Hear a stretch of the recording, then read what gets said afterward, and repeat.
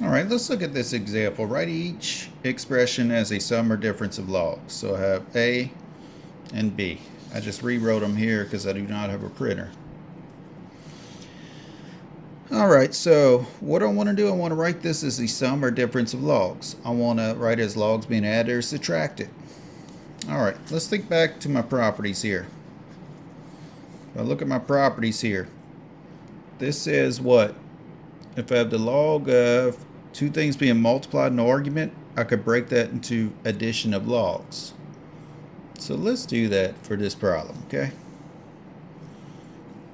So I'm going to rewrite this as log base b of the first factor plus the log base b of the second factor.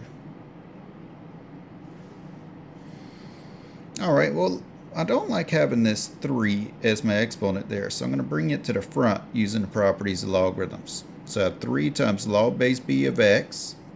Same thing with this 2 as the exponent of my argument. I could bring it to the front and call that 2 times the log base b of y.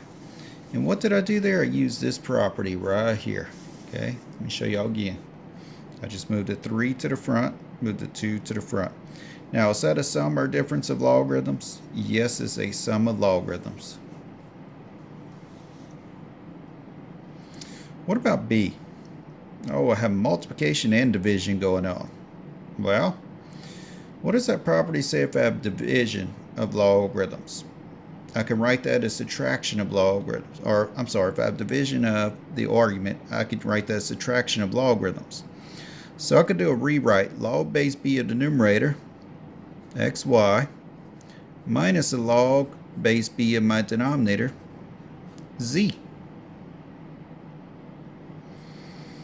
Alright, but what could I do with this log of x times y? I can write that as a sum.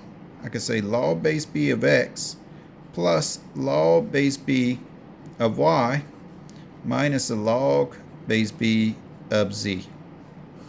There we go, sum and difference of logarithms.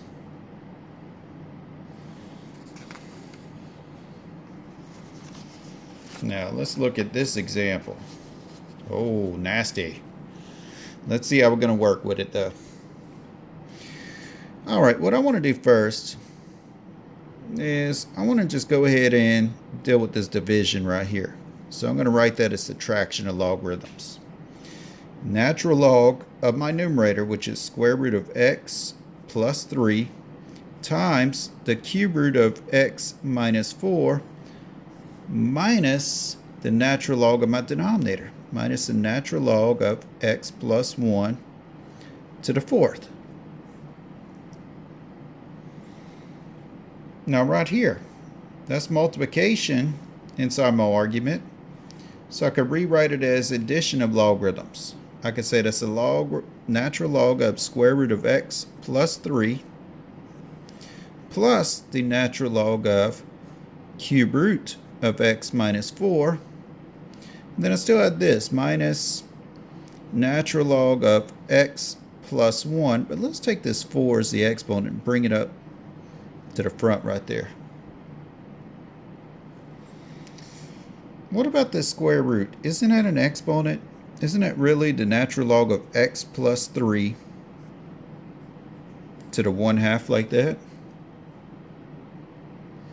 And this part right here could be rewritten as the natural log of x minus 4 to the 1/3.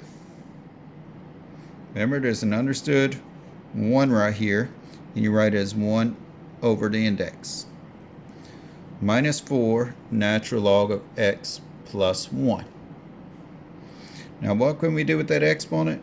We can multiply by the front. So we could say 1/2 natural log of x plus 3. Same thing with this exponent. We can multiply by the front of this logarithm. So we have 1/3 natural log of x minus 4